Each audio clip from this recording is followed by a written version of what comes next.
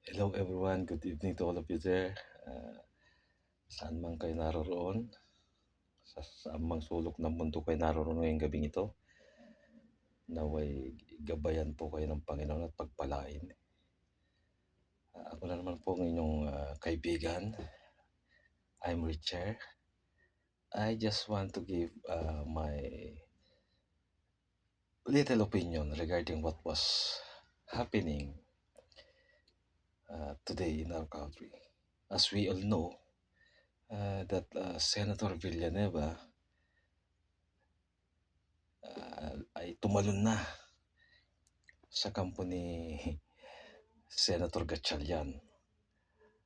Sa madaling sabi, na kumpleto na yung inaasam-asam nilang tracing bilang sa katauhan ni Joel Villanueva dahil nauna na sa kanya si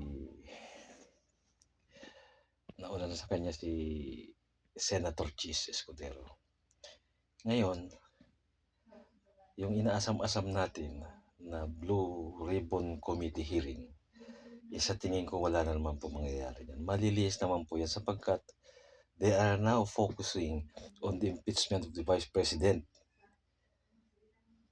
Ayun ang punteriya ngayon nila. Aminin man nila sa hindi, aminin man natin sa hindi mga kababayan, yan na talaga yung pinaka-main agenda, to impeach the Vice President. Kung nakita nyo naman, galing sa Kongreso, tinansmit sa Senado. Yun nga, sabi, madaming ebidensya, ganyan-ganyan. Pero, pipilayin talaga yung senators na nasa kampo ni Vice President. So, ipagpalagay na natin na mag-hearing na, magsimula na, nag-hearing na, halimbawa, mauuwi yan sa botohan sapagkat ayon sa aking pagkakaalam, hindi naman po ito padamihan ng ebidensya.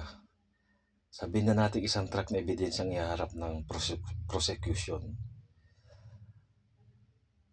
Ang magbibitbit pa rin dyan or ang magdadala or ang magpapasya dyan ay ang mga senators.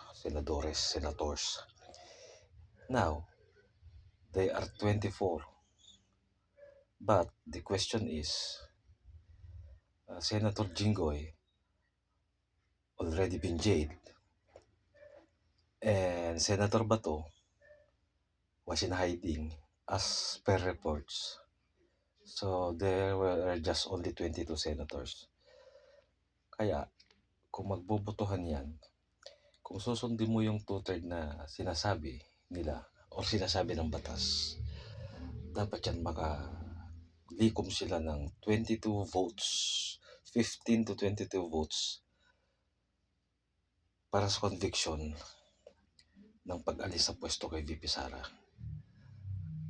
At kung ito naman ay nakakuha lamang ng 14 boto pababa, ay mananatili po ang ating Vice President sa kanyang posisyon. Yan lamang po.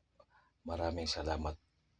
At paki-comment na lang po dyan yung mga gustong itama yung mga aking sinabi. Kung ito man po ay mali, paki-comment na lang po mga kaibigan. Magandang gabi po sa atin lahat.